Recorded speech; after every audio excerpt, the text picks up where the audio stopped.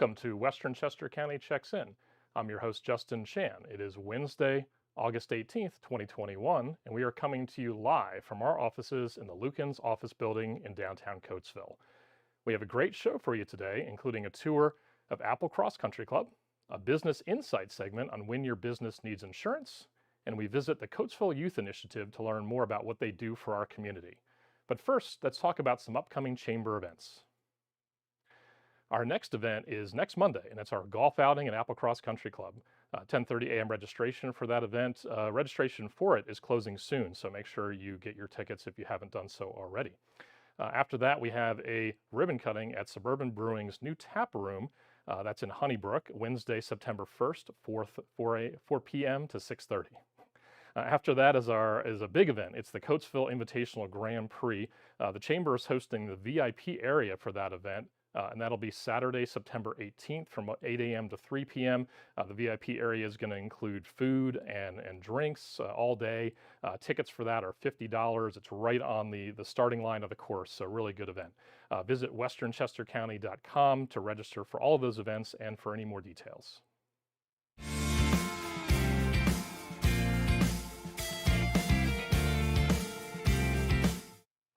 Speaking of our golf outing next week, Jonathan Wright reports on our host, Applecross Country Club. Thanks, Justin. I'm Jonathan Wright with the Wright Agency, and I'm up here at Applecross Country Club checking out the beautiful golf course, the awesome dining facilities. Why don't we head inside and talk with General Manager John Hart. New this year, we have our new restaurant, Mulligan's. Mulligan's used to be formerly the Pro Shop. So what we did was we added a Pro Shop on. That was all constructed last year, and now we're opening our new golf shop location, as well as our new restaurant, Mulligan's, and our new outdoor patio here by the 18th green. With multiple dining options, John explains a couple of the choices. So if you're a member here and you're a golf member here, you can eat either at the Eagle's Nest upstairs, which is more of a casual bar setting. We have a gorgeous veranda overlooking the 18th hole. The 18th green, and then downstairs from there we have Mulligan's Restaurant, which is our new family dining area. Seats about 30 inside and about 30 more outside. So lots of different options and some great outdoor dining. Director of Membership and Sales, Steve Natalie, tells us a little bit about his role at Applecross and some of the highlights. So I got here in June of 2017, the beginning of June. It's my first foray into sales. And I sell memberships here, and I also sell golf outings and then facilitate the golf outings. Steve explains some of the membership benefits, options, and features. When I take people on a tour here, we have a Jack Nicklaus designed golf course, which is the only one in the area. We have two restaurants, the Mulligan's and the Eagle's Nest. Not just something for golfers here, but also something for non-golfers. The social membership and spa are options that Steve explains. We have a social membership here, which includes the pool, tennis, fitness facility, and our new Applecross Spa. So there's just a ton of things to do here when you're a member, and you can participate here as little as you want with like an 8-round associate golf membership, which is for 8 rounds, still allows you to do our dining. Or you can be all in with a full golf membership and adding a social membership to it and just be fully involved in the club.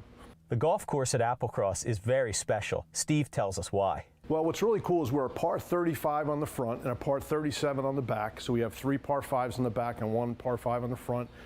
We have 4 sets of tees, our championship tees, gold tees, which is what a lot of our members play, blue and then green. But we're also been rated for combo tees. So you actually have 7 different ways to play this golf course. Black gold, gold blue, etc. So it's pretty cool. Gives you a lot of different looks for this place. Once again, the Western Chester County Chamber golf outing returns to Applecross, and John is very excited about it. We are really looking forward to having the Chamber back here for their golf outing on August 23rd. We're hoping it's going to be a great day. We just really are really excited. The course is in really, really great condition.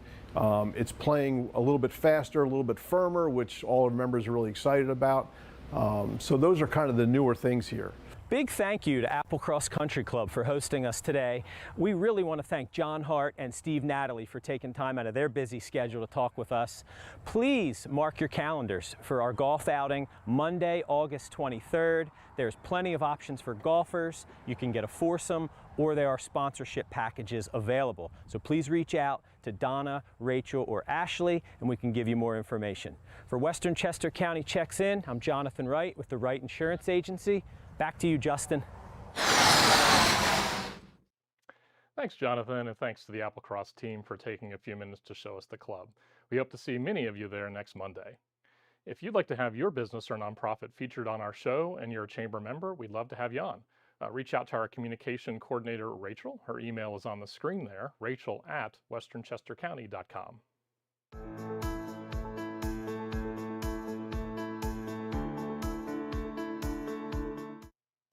We're starting a new segment on our show called Business Insights, where we get tips and the latest news from experienced professionals on various topics important to your business. Today we find out when new businesses should invest in insurance coverage. So welcome to our Business Insights segment, where we try to give our membership some new information and valuable tips about running their business. I'm here with Joe Roginski with Brenniger Insurance. Yep, thanks for having me, Justin. Appreciate it. So we're talking about the needs for insurance for new businesses and when a business might need insurance for the first time. So when is that typically needed? Well, we recommend once you start earning an income or generating revenue from a business activity, it's time to look into a commercial policy. Okay. That's usually step one. Where people usually get a tip-off is they form an LLC or a corporation, and along the way, somebody is telling them you need a business policy to protect your new venture here. But where it's missed sometimes is with sole proprietor, somebody who starts up a side job doing handyman work, carpentry. They don't realize that they have a need for business liability, entering other people's premises, handling other people's property. For really anything. So that's usually the second phase where people will come to us. Another area to keep in mind is with hobbies that start in the home. You can have a craft business, you can be going to craft shows, you can be going off premises for business exposure, you're looking to make revenue. They don't realize that the homeowner's policy will not extend liability coverage to that, and they may not have enough coverage for their business property they take along with them. So that's highly recommended as well. And then lastly, things to be aware of: if you start a business in another structure at your house, a shed or a garage, we highly recommend a business policy or tailoring your home policy as well to work with that business, because once you begin a business in another structure, the homeowner's policy immediately excludes it from the policy. I didn't know that. Okay. And a lot of people don't know that until it's too late. So you can either endorse the home policy in some cases, but generally a business policy is the recommended way to go. All right. So basically, if I'm running a yard sale in my one time, generally don't have to worry. No. But if I'm selling things out of my house on a regular basis, or I'm making things, I should be looking at yes, something. If you're generating a revenue from it, we recommend a business policy, business owner's policy. So what does somebody need to get a policy started? Do they need the LLC, or can they do it as a sole proprietor? No, you can absolutely be sole proprietor. You can create a clever name and you'd be doing business as that name, but in general, it's your individual. We recommend an LLC or a corporation to shield yourself personally. If you're making something that, is a product that goes out to homes and people can get injured on it, you may not want your personal assets involved with that. But so we always recommend the LLC or corporation, but that's always a wise move. Pretty easy and fast to get a policy? Yeah, so to get a policy typically is information on what you're doing, revenues that you predict. If you have an employee, that usually is another trigger, but anything you can give to an insurance agent, they can handle building a policy for you within, it doesn't take long, we just need the information. Got it. All right, thanks so much, Joe, for joining us today. Thanks for having me. Appreciate it. We hope you found those tips useful. Look for more business insights on future episodes. If you're a subject matter expert, let us know. We'd love to have your knowledge on this segment.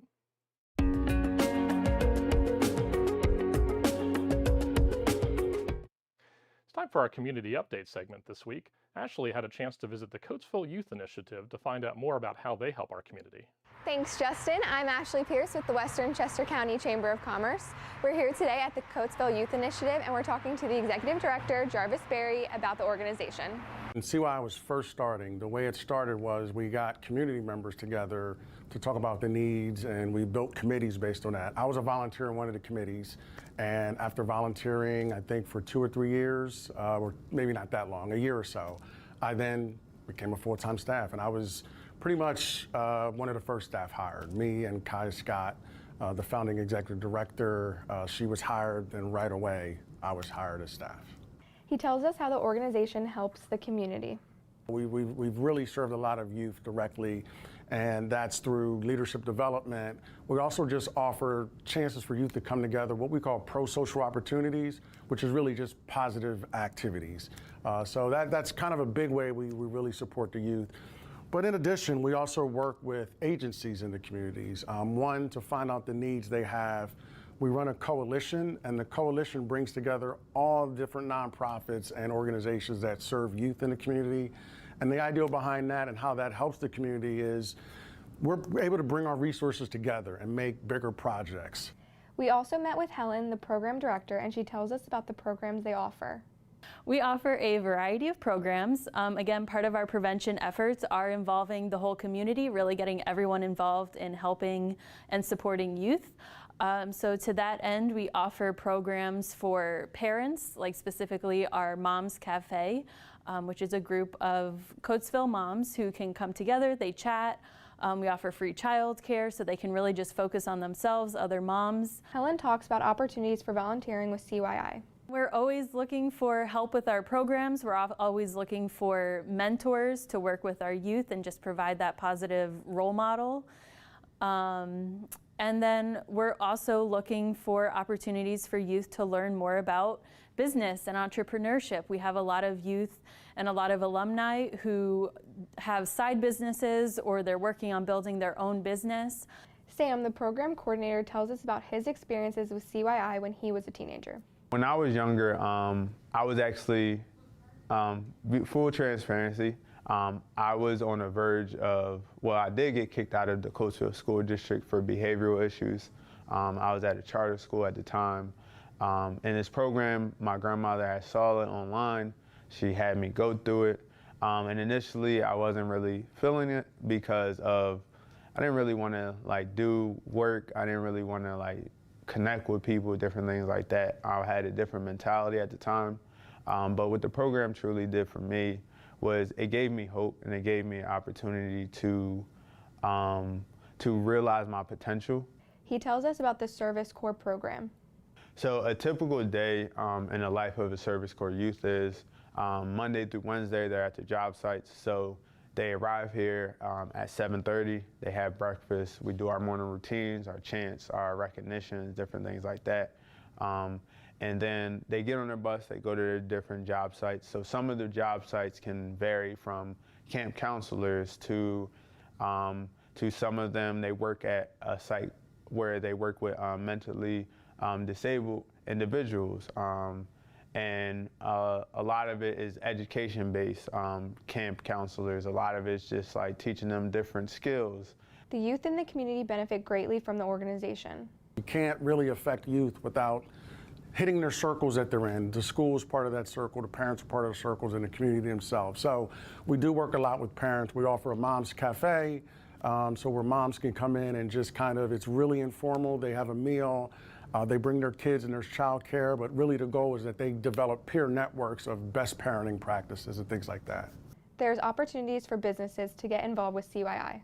We do have our CYI Coatesville Community Coalition that, again, we're looking for businesses to be a part of because they are part of our community. They have opinions, input, they see what their customers need, what maybe they need if they live in this community, just what they see, what they think needs to happen in their neighborhood for businesses to succeed as well. So they have a unique viewpoint that we want to include in whatever work the coalition does.